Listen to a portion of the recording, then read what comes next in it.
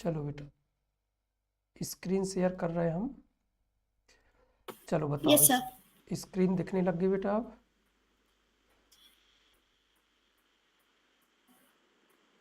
दिखी स्क्रीन बेटा?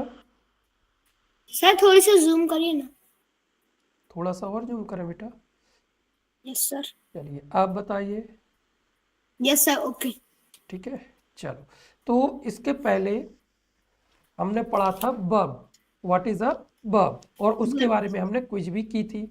अब उसी के एक स्टेप और आगे बढ़ते हैं, वर्ब क्लासिफिकेशन, कि वर्ब को हम कैसे क्लासिफाई कर सकते हैं, कितने भागों में डिवाइड कर सकते हैं। तो चलो देखते हैं इसको।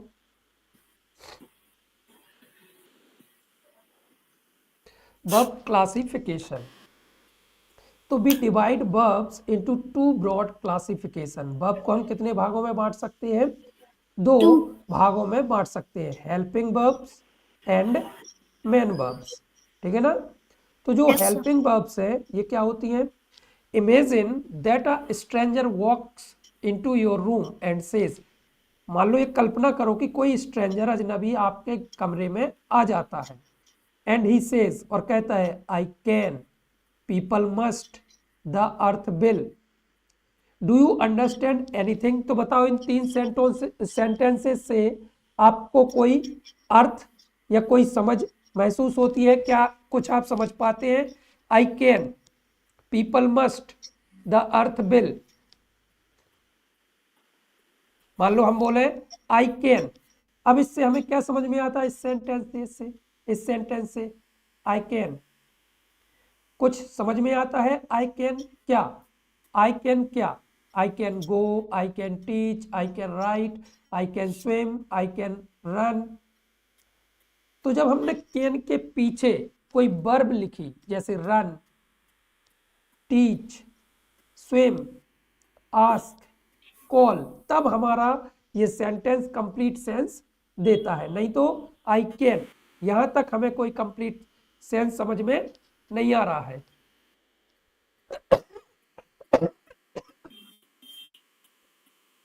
इतना समझ में आया बेटा? यस कि सर। कि जो हेल्पिंग वर्ब्स होती हैं, हेल्पिंग वर्ब्स केवल सेंटेंस को, या सेंटेंस में जो मेन वर्ब्स होती हैं उनको हेल्प करती हैं। तो do you understand anything, has this person communicated anything to you, क्या इस व्यक्ति ने आपके साथ कोई कम्युनिकेशन या कोई विचारों का आदान प्रदान किया?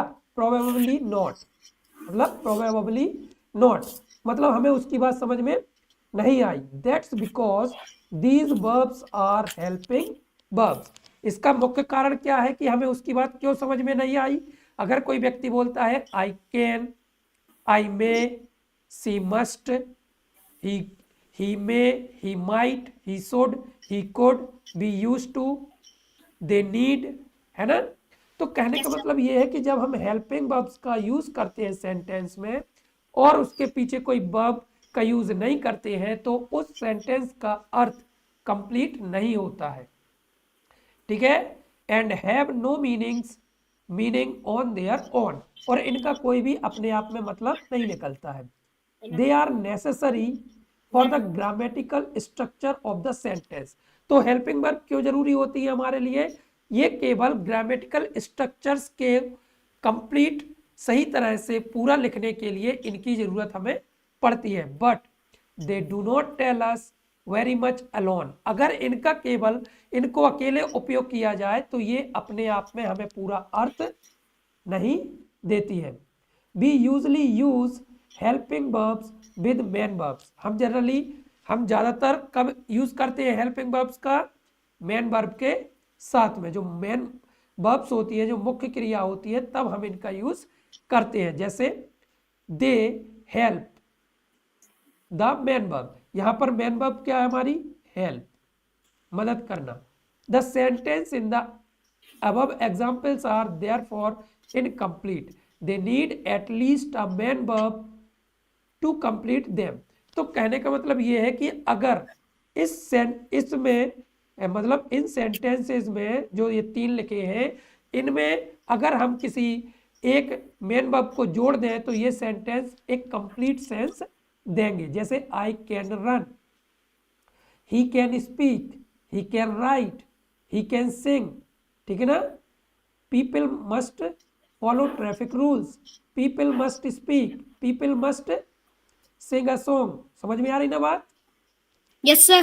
तो जो हेल्पिंग वर्ब्स होती हैं, हेल्पिंग वर्ब्स के साथ अगर मेन वर्ब्स है तो ये हमें कंप्लीट सेंस देती हैं। इसके अपोजिट है मेन वर्ब्स। तो पहले हम मोर अबाउट हेल्पिंग वर्ब्स को देख लेते हैं कि हेल्पिंग वर्ब्स और क्या काम करती हैं और क्या होती है। Helping verbs are also called auxiliary verbs. Helping verb को हम दूसरे नेम से भी जानते हैं, नाम से भी जानते हैं, जिसे हम बोलते हैं ऑक्सिलरी वर्ब्स। क्लियर बेटा? Is it okay? Yes sir. हाँ, एक मिनट बेटा।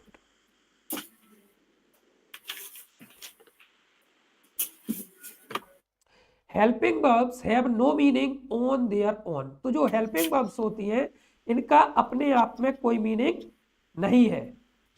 दे are necessary for the grammatical structure of a sentence. इनकी जरूरत हमें क्यों पड़ती है? ताकि जो ग्रामर में जो ग्रामेटिकल स्ट्रक्चर्स हैं सेंटेंसेस के, उनको सही तरीके से, व्यवस्थित तरीके से उनको लिख सके और उनमें उनका एक सेंस, कंप्लीट सेंस निकले। इसलिए हम इनका हेल्पिंग वर्ब्स का यूज करते हैं। But they do not tell us very much alone. तो जो हेल्पिंग वर्ब्स होती हैं ये अपने आप में अगर अकेले प्रयोग की जाती है सेंटेंस में तो ये अपने आप में कंप्लीट सेंस या ज्यादा हमें नहीं बताती है। We usually use helping verbs with main verbs. तो हम हेल्पिंग वर्ब्स का यूज कब करते हैं? किसके साथ करते हैं? मेन वर्ब्स के साथ करते हैं। They help the main verb. और इनका काम क्या होता है? What is the main function of the helping verbs in a sentence? क्या होता है? हेल्पिंग वर्ब का मेन मुख्य काम क्या होता है किसी सेंटेंस में? जो दी गई मेन वर्ब है उसको सपोर्ट करना, उसकी मदद करना। Which has the real meaning. तो जो एक सेंटेंस में रियल मीनिंग होता है वो किसका होता है? मेन वर्ब का होता है। There are only about 15 helping verbs in English and we divide them into two basic groups. तो यहाँ पर 15 helping verbs हैं जिनको कि हम दो ग्रुप में बांट सकते हैं, primary helping verbs and model helping verbs, या सेकेंडरी हेल्पिंग वर्ब्स भी बोल सकते हैं इनको, मॉडल हेल्पिंग वर्ब्स को, ठीक है ना। तो जो हमारा प्राइमरी हेल्पिंग वर्ब्स है जिनमें तीन वर्ब्स आती हैं। फर्स्ट है These are the verbs be, do and have। तो जो प्राइमरी हेल्पिंग वर्ब्स हैं जिन्हें हम ऑक्सिलरी वर्ब बोलते हैं, हेल्पिंग वर्ब बोलते हैं, इसमें फर्स्ट जो थ्री है वो कौन कौन सी है? Be, do and have. Note that we can use these three verbs as helping verbs और एज मेन वर्ब्स। तो जो ये थ्री जो प्राइमरी हेल्पिंग वर्ब्स हैं इनका यूज हम दोनों जगह, दोनों के प्रकार जैसे कर सकते हैं। मतलब ये सेंटेंस में एज अ हेल्पिंग वर्ब्स भी यूज कर सकते हैं और एज अ मेन वर्ब्स भी यूज कर सकते हैं। ऑन, ठीक है ना बेटा, on this page we talk about them as helping verbs. तो यहां पर हम इनको किस हिसाब से पढ़ रहे हैं? As a helping verbs. Clear?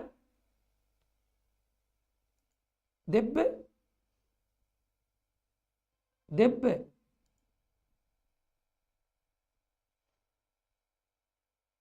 चलो ठीक है, कोई बात नहीं बेटा। नेक्स्ट है बी। तो बी के लिए अभी हमने बताया कि बी को हम एज अ हेल्पिंग वर्ब के तौर पर भी पढ़ सकते हैं, यूज कर सकते हैं सेंटेंस में, और एज अ मेन वर्ब के तौर पर भी यूज कर सकते हैं।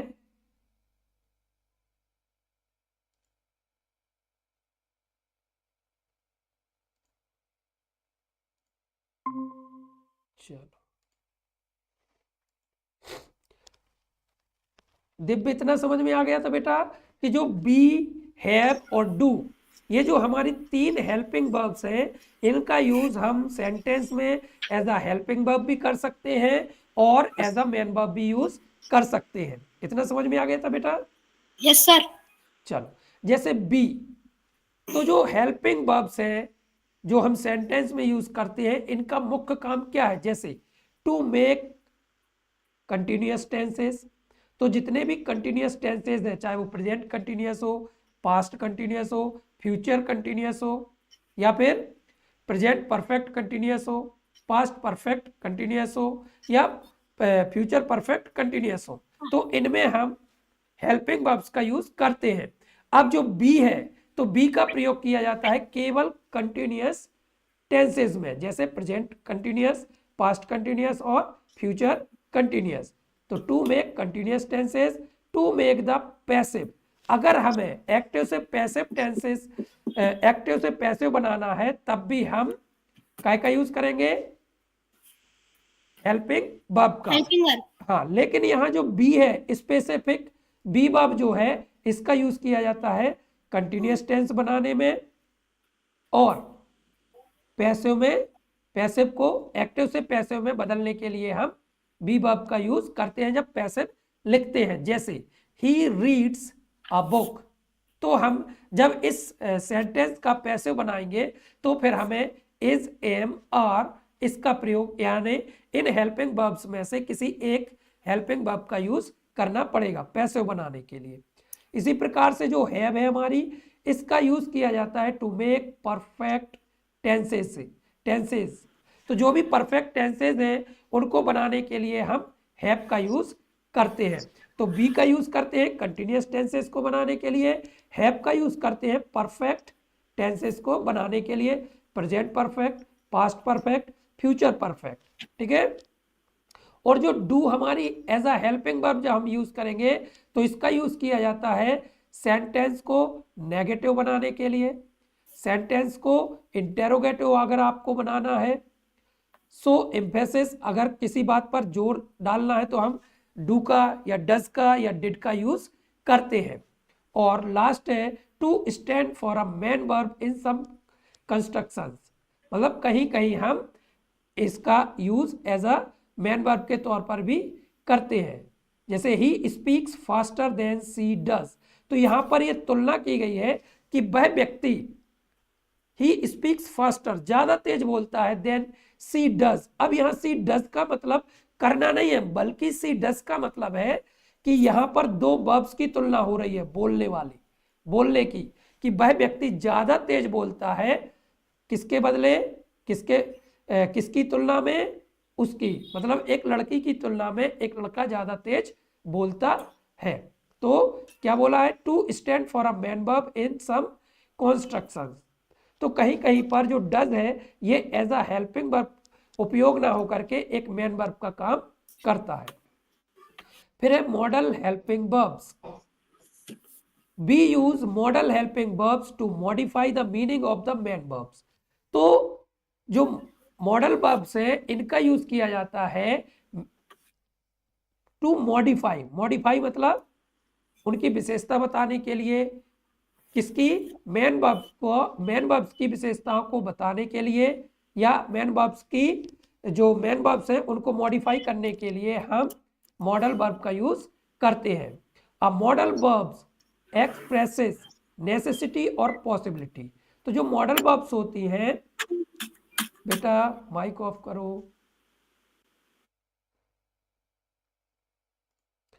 सॉरी, हाँ। तो जो मॉडल वर्ब्स होती हैं ये क्या करती हैं?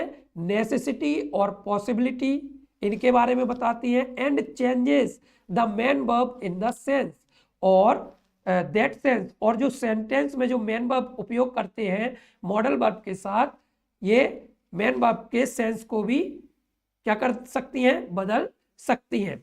पॉसिबिलिटी, नेसेसिटी, एडवाइस, इसका सेंस देने के लिए मॉडल वर्ब्स का प्रयोग किया जाता है। तो मॉडल वर्ब कौन कौन सी है हमारी? जैसे can, could, may, might, will, would, shall, should, must, ought to। जैसे here are examples using modal verbs। I can't speak Chinese।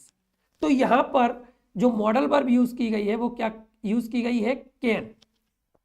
तो कैन मतलब ये आपकी क्या बता रही है? एबिलिटी। तो जब हमें सेंटेंस में एबिलिटी बताना हो, एडवाइस देना हो, या पॉसिबिलिटी बताना हो, तब हम काय का यूज करेंगे, मॉडल वर्ब्स का यूज करेंगे, ठीक है ना। जैसे I can't speak Chinese, John may arrive late, would you like a cup of coffee, ये ऑफर है, would you like a cup of coffee, तो ऑफर, किसी को ऑफर देना है तो हम वुड का यूज कर सकते हैं। You should see a doctor, तुम्हें डॉक्टर को दिखा लेना चाहिए, सी मतलब देखना होता है, लेकिन डॉक्टर के सेंस में इसका अर्थ होता है दिखाना। You really must go now, तुम्हें अब जाना चाहिए। तो यहां पर जो मॉडल्स है, मॉडल के हिसाब से जो मेन वर्ब्स होती हैं वो अपना सेंस सेंटेंस में देती है, या उनके हिसाब से हम मुख्य क्रिया का अर्थ निकालते हैं, ठीक है ना। सेमी मॉडल वर्ब्स, कुछ सेमी मॉडल वर्ब्स भी हैं। The following verbs are often called semi-modals because they are partially like modal helping verbs and partially like main verbs, जैसे need, dare, used to। तो इनका यूज हम as a main verb भी use कर सकते हैं और as a modal helping verbs के रूप में भी कर सकते हैं। एक और है हमारी यूज टू है, ठीक है, नीड, डेयर, यूज टू। कोई और छूट गई है क्या बेटा इसमें? No sir. 1 2 3 4 5 6 7 8 9 10, हाँ ठीक है बेटा। तो ये थी हमारी क्या, मॉडल हेल्पिंग वर्ब्स, मतलब जो हमारी वर्ब्स जो क्लासिफाई, जो वर्ब को क्लासिफाई किया गया है कितने भागों में, 2 भागों में, हेल्पिंग वर्ब्स। तो हेल्पिंग वर्ब्स में हमने प्राइमरी ऑक्सिलरी वर्ब पढ़ा और सेकेंडरी ऑक्सिलरी वर्ब पढ़ा। प्राइमरी ऑक्सिलरी वर्ब में हमने क्या पढ़ा कि जो प्राइमरी ऑक्सिलरी वर्ब है वो क्या होती है, बी, हैव और डू। तो इनका काम क्या है, मुख्य क्रिया को हेल्प करना, मुख्य क्रिया को कंप्लीट सेंस देने में मदद करना। तो जो बी है इसके द्वारा, बी जो हेल्पिंग वर्ब है इसके द्वारा कॉन्टिन्यूअस टेंस बनाए जाते हैं, पैसिव वॉइस का इसमें यूज किया जाता है।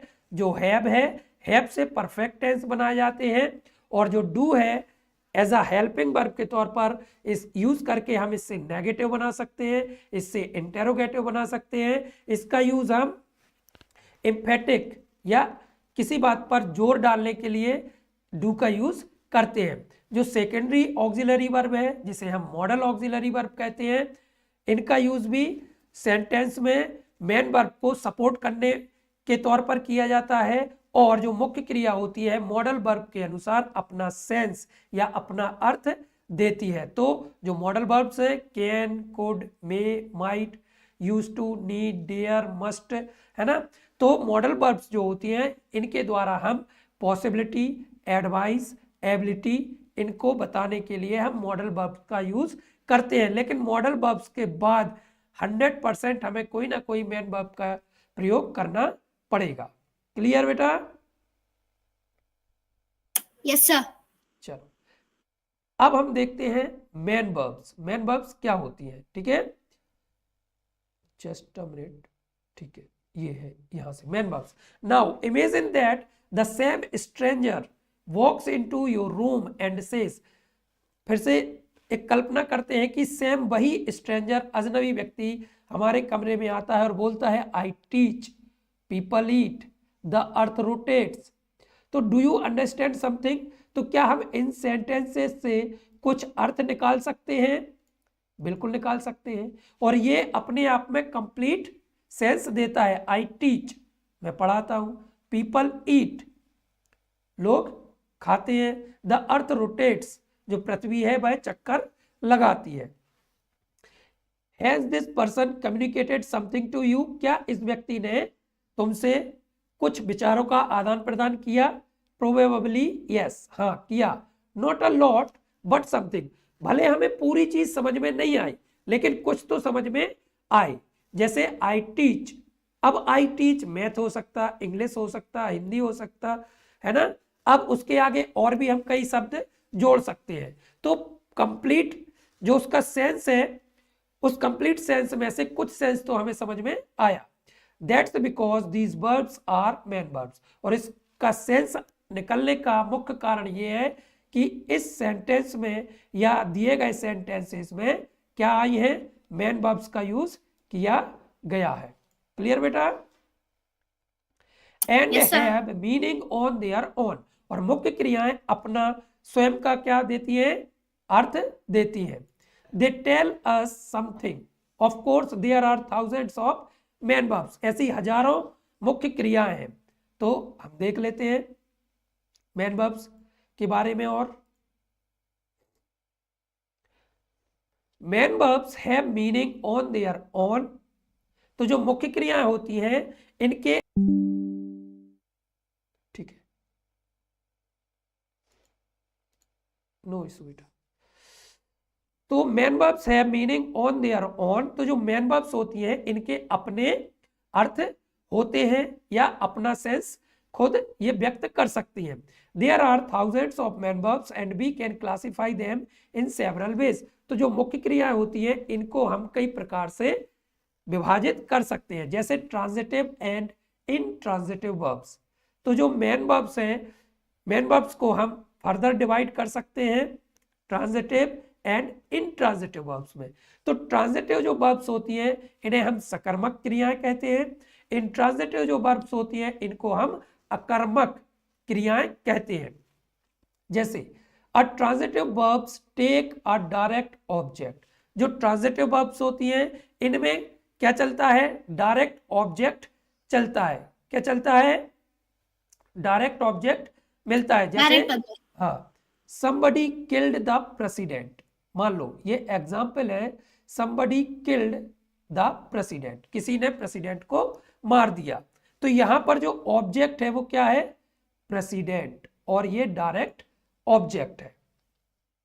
An intransitive verbs does not have a, sir आपकी आवाज अटक रही है। सॉरी बेटा, an intransitive verbs does not have a direct object, तो जो इंट्रांजिटिव वर्ब्स होती हैं इनमें डायरेक्ट ऑब्जेक्ट नहीं होता है। जैसे he died, he right, he plays, है ना, समझ में आ रही बात? तो इसमें क्योंकि ऑब्जेक्ट ही नहीं लिखा। Many verbs like speak can be transitive or intransitive. Look at these examples. बेटा इनको ट्रांजिटिव इंट्रांजिटिव को हम अभी थ्योरी में पढ़ा बता रहे हैं, फिर इसका हम अलग से उसमें बोर्ड व्हाइट बोर्ड पर बता देंगे, ठीक है ना।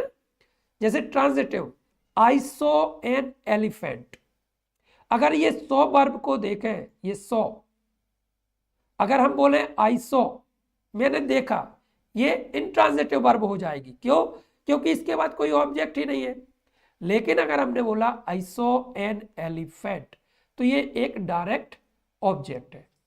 इतना समझ में आया बेटा? Yes sir. तो एक चीज याद रखना है कि सेंटेंस में अगर ऑब्जेक्ट आ रहा है तभी हम वर्ब को ट्रांजिटिव मान सकते हैं, लेकिन ऑब्जेक्ट का भी होना, ऑब्जेक्ट तो है लेकिन कौन सा ऑब्जेक्ट होना चाहिए, वो कौन सा, डायरेक्ट ऑब्जेक्ट होना चाहिए। कौन सा, डायरेक्ट ऑब्जेक्ट। Direct object. तो डायरेक्ट ऑब्जेक्ट की पहचान क्या होती है बेटा, वो हम बताएंगे, ठीक है ना। ही स्पीक्स इंग्लिश, अगर हम देखें ही स्पीक्स, अगर हम अपना सेंटेंस यहां खत्म कर दें, ही स्पीक्स, वह बोलता है, तो ये इसमें कोई ऑब्जेक्ट ही नहीं है, तो ये इंट्रांजिटिव वर्ब हो गई। लेकिन ही स्पीक्स इंग्लिश, तो भाई क्या बोलता है, इंग्लिश भाषा को बोलता है, इंग्लिश भाषा को बोलता है, हिंदी को बोलता है, मराठी बोलता है, तमिल बोलता है ना। तो he speaks English. Intransitive verb, he has arrived, he has arrived, ठीक है। अब अगर देखा जाए जॉन गोज टू स्कूल, तो बताओ ही हैज अराइव्ड में कोई ऑब्जेक्ट है क्या?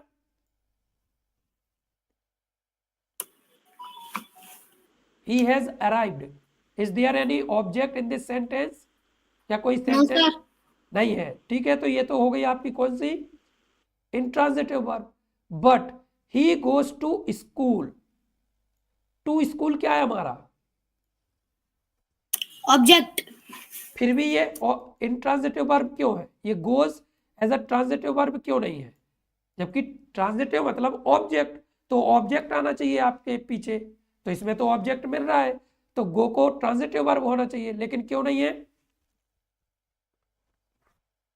तो अभी हमने बोला था ना बेटा कि जरूरी नहीं है कि सेंटेंस में अगर ऑब्जेक्ट आया है तो ऑब्जेक्ट आने के कारण वो वर्ब आपकी ट्रांजिटिव हो जाएगी। ट्रांजिटिव वर्ब होने के लिए उसका नियम है कि ऑब्जेक्ट कैसा होना चाहिए? डायरेक्ट। तो डायरेक्ट का मतलब होता है अगर सेंटेंस में what and whom, what and whom, अगर इनके आंसर मिलते हैं व्हाट एंड whom के, तो डायरेक्ट ऑब्जेक्ट होता है। जैसे आई सॉ एन एलिफेंट, मैंने क्या देखा? व्हाट मीन्स क्या, व्हाट मीन्स क्या? क्या, तो मैंने क्या देखा? आई सॉ एन एलिफेंट, इसीलिए सॉ यहां डायरेक्ट सॉरी ट्रांजिटिव वर्ब है। वी आर वॉचिंग टीवी, हम क्या देख रहे हैं? हाँ, टीवी। टीवी। तो यहां पर भी हमें क्या का उत्तर मिल गया? तो जिस सेंटेंस में वर्ब के साथ हम व्हाट या whom sorry whose, what and whom, whose नहीं whom, तो जब हम व्हाट एंड whom का क्वेश्चन करते हैं और उनके जो आंसर मिलते हैं तो फिर हम उनको बोलते हैं डायरेक्ट ऑब्जेक्ट। ठीक है, ही स्पीक्स इंग्लिश, भाई क्या बोलता है? इंग्लिश बोलता है। ठीक है, तो यहां पर स्पीक्स जो है ये ट्रांजिटिव वर्ब है। लेकिन ही हैज अराइव्ड, भाई आ गया, ही हैज अराइव्ड, अब क्या और किसे के तो उत्तर मिलना नहीं इसमें। ही गोज टू स्कूल, भाई स्कूल जाता है, भाई कहां जाता है? हाँ बोलो। स्कूल। स्कूल, तो स्कूल काय का उत्तर है? ऑब्जेक्ट। ऑब्जेक्ट तो है बेटा, लेकिन उत्तर काय का है? जनरली काय का उत्तर है ये? कहां का, भाई कहां जाता है, भाई क्या जाता है का उत्तर थोड़ी ना है। सी स्पीक्स फास्ट, भाई बोलती है, कैसे बोलती है? Fast. Fast, she speaks fast. तो ये जो फास्ट है ये क्या है? एडजेक्टिव है, एडवर्ब है, क्या है? हाँ बताओ बेटा। एडजेक्टिव। क्योंकि इसमें हम फास्टर एंड फास्टेस्ट बना सकते हैं। क्लियर बेटा? Yes sir. लिंकिंग वर्ब्स, इसको हम बोर्ड पर लिख के भी बताएंगे बेटा कि वर्ब्स को अपन ने जो पढ़ा है तो हेल्पिंग वर्ब में और मेन वर्ब में कैसे बांटते हैं, हेल्पिंग वर्ब में कितने भागों में बांटा, फिर मेन वर्ब्स को भी ट्रांजिटिव, इंट्रांजिटिव और भी है अभी। ठीक है ना, रेगुलर इरेगुलर भी आएंगे अभी आगे। ठीक है ना। Linking verbs, a linking verbs does not have much meaning in itself, जो लिंकिंग वर्ब्स होती हैं इनका अपने आप में ज्यादा अर्थ नहीं होता है। इट लिंक्स, इसका काम क्या होता है? जोड़ना। जैसे कि हेल्पिंग वर्ब का काम होता है हेल्प करना मेन वर्ब को, ऐसे ही लिंकिंग वर्ब का काम होता है लिंक करना, जोड़ना। The subject to what is said about the subject, इसका काम क्या होता है? जोड़ने का। किसको? सब्जेक्ट को किससे? What is said about the subject, subject के बारे में जो कुछ कहा जा रहा है सब्जेक्ट को उससे जोड़ने का काम लिंकिंग वर्ब्स के द्वारा किया जाता है। यूजली अ लिंकिंग वर्ब शोज इक्वलिटी, जो लिंकिंग वर्ब्स होती हैं ये क्या दर्शाती हैं, क्या बताती हैं? इक्वलिटी और equity. A change to different state और प्लेस, और क्या बताती है? A change to different state और प्लेस, एक बदलाव की स्थिति के बारे में भी बताती है। Linking verbs are always transitive, ये हमेशा कैसी होती हैं? हाँ, लिंकिंग ट्रांजिटिव। इंट्रांजिटिव, इंट्रांजिटिव मतलब इनमें ज्यादातर जो जो वर्ब होती है ये इंट्रांजिटिव होती है, मतलब इनमें ऑब्जेक्ट नहीं होता है। ऑब्जेक्ट तो होगा लेकिन डायरेक्ट ऑब्जेक्ट आपको नहीं मिलेगा। But not all intransitive verbs are linking verbs, लेकिन जो इंट्रांजिटिव वर्ब्स होती हैं वो सभी लिंकिंग वर्ब्स नहीं होती हैं। ये याद रखना कि जो लिंकिंग वर्ब्स होती हैं ये इंट्रांजिटिव हमेशा होती हैं, लेकिन हमेशा जो इंट्रांजिटिव वर्ब्स हैं वो लिंकिंग वर्ब्स नहीं होती हैं। जैसे Mary is a teacher, Mary is a teacher, Mary is a teacher, तो मैरी क्या है? टीचर। तो ये लिंकिंग वर्ब का काम क्या है? इस सब्जेक्ट को जो कुछ इसके बारे में बोला जा रहा है उससे जोड़ना। तो मैरी क्या है? Is a teacher. अगर मैरी और टीचर को बस बोला जाए तो सेंटेंस कंप्लीट नहीं होगा। Tara is beautiful, Tara is beautiful, that sounds interesting, तो दैट साउंड्स इंटरेस्टिंग मतलब उस बात को सुनने में अच्छा लगना है, या कि भाई बात समझ में आ रही है, ठीक है ना। जैसे हमने बोला साउंड्स गुड, साउंड्स गुड का मतलब होता है कि जो बात हम बोल रहे हैं वो आपको समझ में आ रही कि नहीं आ रही है, या आपको ठीक से सुनाई दे रहा है, या ठीक से आप उस चीज को समझ पा रहे हैं कि नहीं पा रहे हैं। द स्काई बिकेम डार्क, अब स्काई, स्काई कैसे हो गया है? आसमान कैसा हो गया है? हाँ, कैसा हो गया बेटा स्काई? आर्शिया, दिव्य बोलो बेटा। Yes sir, dark. Dark, dark मतलब अभी बोला ना कि जो लिंकिंग वर्ब्स होती हैं इनका काम क्या होता है? शोज इक्वलिटी, इक्वलिटी मतलब समानता को बताना, या फिर a change to a different state और प्लेस, या तो अवस्था, जब अवस्था बदलती है तो उसको बताने के लिए भी हम लिंकिंग वर्ब का यूज करते हैं। तो जो लिंकिंग वर्ब्स होती हैं वो या तो इक्वलिटी को बताती हैं, या फिर डिफरेंट स्टेट और प्लेस को जब उनमें बदलाव होता है तो उसको भी लिंकिंग वर्ब्स के द्वारा बताते हैं। जैसे सी became, the sky became dark, तो ये क्या हो गया है? अवस्था बदल गई कि जो आसमान था, जो नीला था, अब वह कैसा हो गया है? Dark. The bread has gone bad, जो ब्रेड है, जो रोटी है, अब वह कैसी हो गई है? बेकार, उसकी स्थिति, उसकी परिस्थिति या उसकी स्थिति क्या हो चुकी है? बदल चुकी है। ठीक है बेटा, समझ में आया यस बेटा? सर। हाँ, नेक्स्ट है डायनेमिक एंड स्टेटिव वर्ब्स। कौन सी verbs? Dynamic and stative verbs. तो सम वर्ब्स डिस्क्राइब एक्शन, तो कुछ क्रियाएं क्या होती हैं? काय के बारे में बताती हैं? एक्शन के बारे में बताती हैं। दे आर कॉल्ड डायनेमिक, इनको क्या बोला जाता है? डायनेमिक। कौन सी वर्ब्स बोला जाता है? Dynamic. And can be used with continuous tenses, और इनको हम काय के साथ यूज कर सकते हैं? कंटिन्यूअस टेंसेस के साथ यूज कर सकते हैं। Other verbs describe state, action, a situation, और जो दूसरी वर्ब्स होती है वो केवल काय के बारे में बताती है आपको? स्टेट।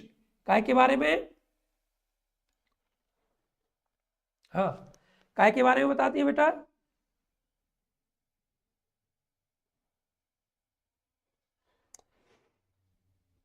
दिव्य बोलो बेटा।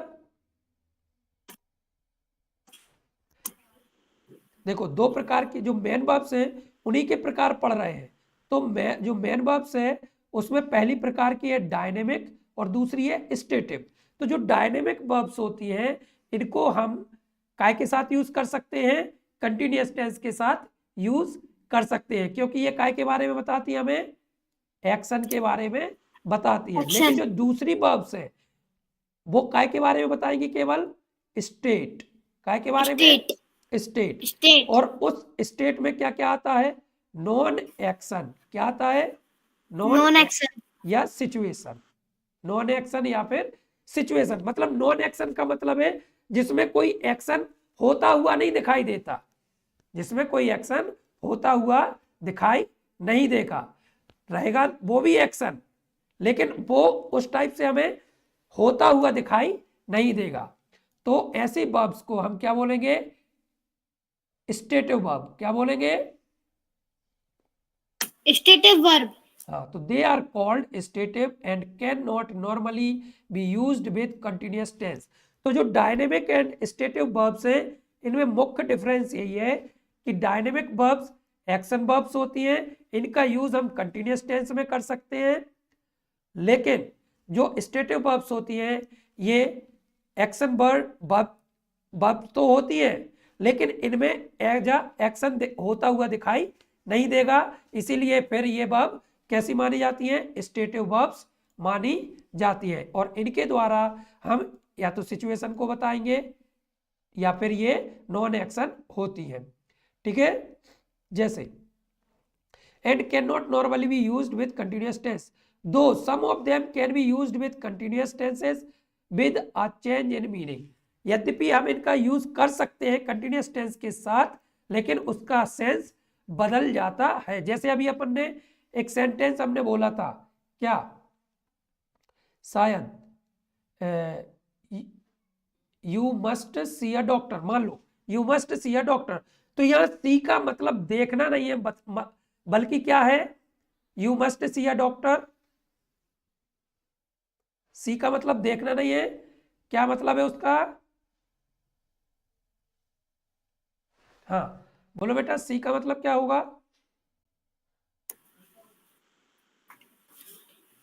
दिखाना, डॉक्टर को दिखाना, डॉक्टर को दिखाना होता है। ठीक है ना? जैसे डायनेमिक वर्ब्स में कौन कौन सी आती हैं? मतलब बहुत सारी आएंगी, हिट, एक्सप्लोड, फाइट, रन, गो, टीच, ठीक है ना, कॉल, राइट, ठीक है ना। स्टेटिव वर्ब्स में बी आ जाएगा आपका, मतलब बी और बी के जो प्रकार हैं, is, am, are, was, were, will be, has, have, had, ठीक है ना। फिर लाइक, लव, प्रेफर, विश, ये भी काय में आ जाएंगी? स्टेटिव वर्ब्स में। Impress, please, surprise, hear, see, sound, ये एग्जाम्पल्स हैं स्टेटिव वर्ब्स के। Belong, belong to, consist of, contain, include, need, appear, resemble, seem, ये सारी कौन सी वर्ब्स हैं? हाँ, कौन सी वर्ब है बेटा? स्टेटिव। Stative verbs. ठीक है बेटा, चलो, तो आज हम केवल इसको इतना ही पढ़ते हैं। कौन सी verbs? Stative verbs. Stative verb. हाँ, इसके आगे पढ़ेंगे।